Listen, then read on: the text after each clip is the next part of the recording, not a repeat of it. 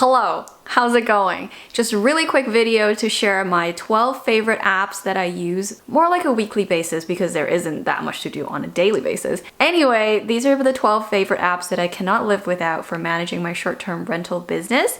And here we go. The first one is Hospitable, and it's also known as a PMS, which is not what I thought PMS meant, but PMS stands for Property Management Software, and I use this to sync the calendars between Airbnb, Vrbo, and Booking.com. It helps me automate some of the messages. Even though obviously between guests there are different needs and different questions, there are a basic structure, right? Like when someone first books, you kind of confirm their reservation and kind of welcome them, send them good vibes basically. And then a few days before check-in, you give them check-in instructions. After they check in, you check on them and see if there's anything they need help with, if they have any questions, if there's any complaints, you want to address it right away. And then there's checkout instructions, and after they check out, more of a thank you for staying with us and we would love a review, that kind of thing. So the overall structure stays the same, and you don't want to be in the business of just trying to remember to send these messages. Ideally, this is all automated, and Hospitable does that for me. I love it because the interface is really easy to use, really easy to set up. I'll link that down below if you're interested. And full disclaimer, if you click on any of the links, I would get like a referral bonus. I think it's like 20 bucks. Nothing earth-shattering, but I want to stay transparent with any of these things. So if you do use these links, that really does help support the channel. So thank you. Hospitable costs $25 a month, and I believe when you first sign up, you do get a free trial for either a month or 14 days, just to make sure that you actually like it. The second app I like to use is Minute. This is a noise monitoring app primarily, and so when the house is over like 80 decibels for over 15 minutes, we get an alert on the phone and we can choose to contact the guests or not. It really depends on the time of day, and really sometimes it's just like a bunch of people talking loudly and joking, and the night is kind of ending. You know, like not every time we need to intervene. We actually haven't had to intervene yet, but it's nice to be able to monitor. It doesn't record any of the conversations, which is good for privacy reasons. The added benefit of having this monitor logged on the Minute software is that in case of a dispute, you can be like, no, it's like right here on my phone, it says that you were loud, basically. Minute costs $180 per year, and I believe with that annual price, you do get a monitor for free. The third app is Ring, and Ring is super useful for obvious reasons. We have it installed right at the entrance so that we can see when guests are coming in, we can see when deliveries are being dropped off. If people are fumbling around, they look like they're having trouble, we can easily communicate with them directly through the Ring camera. It is motion censored, and so the alerts are actually pretty helpful in knowing like, okay, I'm expecting a guest to check in today, and when it buzzes, I know, yep, they made it, they're here, everything's good. Ring costs $100 per year for the subscription for more than one camera,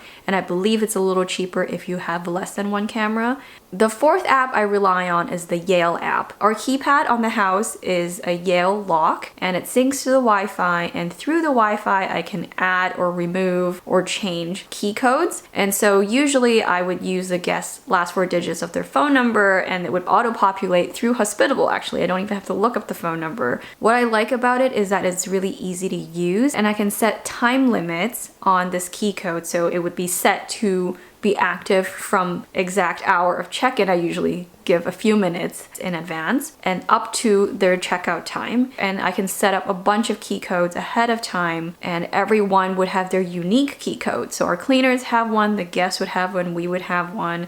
And then if there are any handy people that need to come, say service the HVAC or service the fireplace, they can have their own unique key code. From the Yale app, I can see who's coming in and who's leaving, whether the door is locked or not. All of those things that give me peace of mind from far away. The fifth one is TaskRabbit. We use this mainly to find handy people to come help set up the furniture when we were just starting up, or help repair the door handle, like at a very specific time frame. Even though we have a few handy people contacts, they may not be available at the exact time that we need, and sometimes we have a tight turnaround. Like we only have like a 4-hour window between checkout and the next check-in to fix something. And so TaskRabbit, especially in bigger cities where there are more taskers, as they're called, is really helpful to narrow down your search to exactly the people who are actually available to come fix it. The price of the services listed there varies. It depends on the tasker who set their own prices. And then additionally, there's a service fee added. And the service fee is pretty steep. I think it's more than 10%. It does add up quite a bit. And so if we do find a good handy person on there, sometimes we do ask for their contact information. If we need something in the future, we can contact them directly. At number 6, I have Upwork. And you may think of Upwork as more of a remote work type of platform where you can find people to make thumbnails for your YouTube videos and whatnot. It was also actually really helpful in helping me find a local assistant who can be listed as an emergency contact with the city official documents, and also just as a backup miscellaneous task person. So for example, if there were deliveries coming and we just want them to be out of the way before the guests arrive, we might contact our assistant to say, hey, can you please move them to the garage? Or if there are just general kind of maintenance-y questions, but you aren't quite sure how big of a deal it is, and you just want another very reasonable, smart person who can lay eyes on this before you decide who to call. That's also how we use our assistant. We found our assistant on Upwork, and he has been just absolutely amazing. We pay him basically for being on call and being available. So even on weeks that he isn't necessarily working, we still pay him a flat fee. And the fee structure is something that I came up with. I think that it's fair if we're expecting some level of response of being on call. Even if no hours get worked,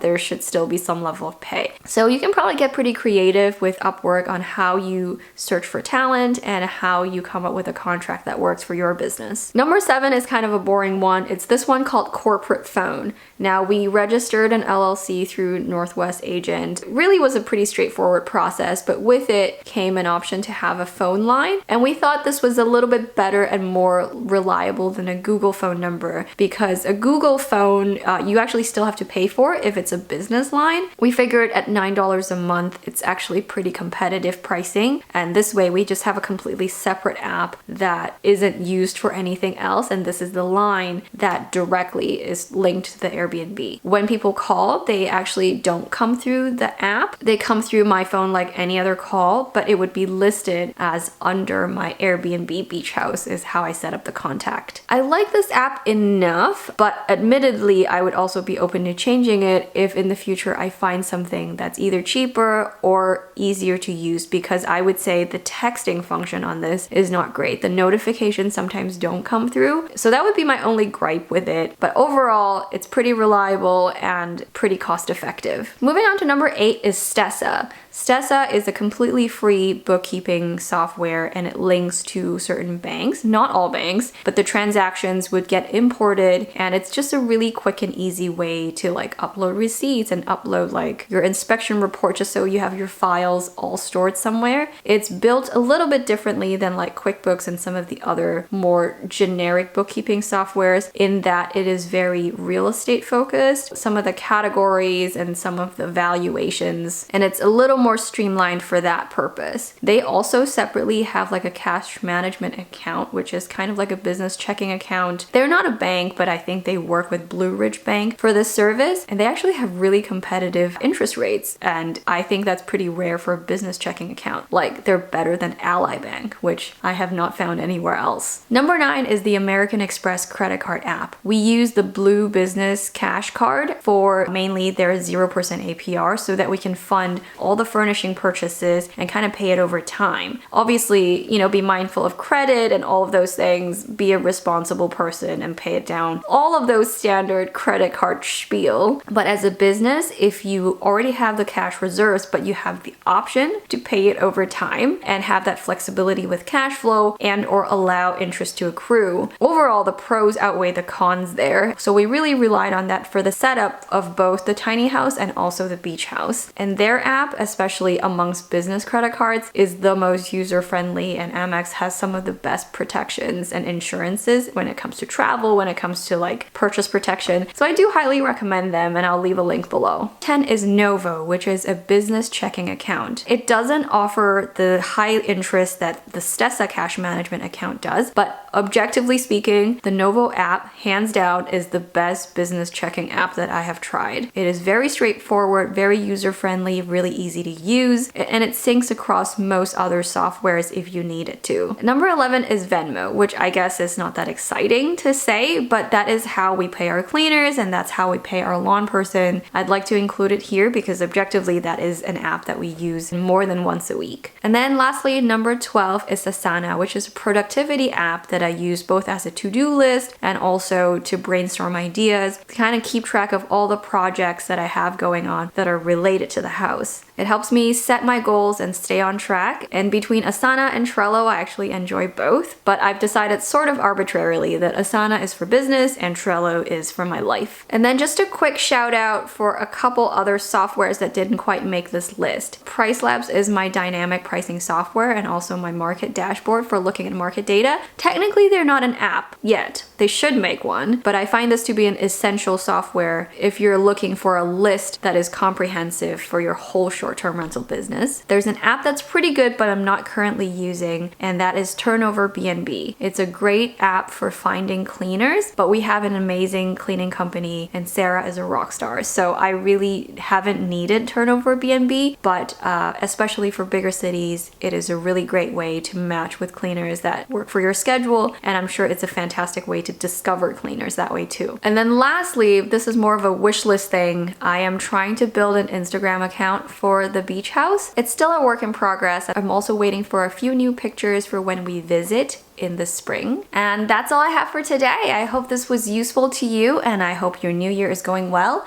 Leave me a comment down below to let me know if any of your favorite apps made this list, and if not, what they are so that we can all learn from each other. And subscribe if you're interested in more Airbnb / short-term rental related content, and I will see you next week.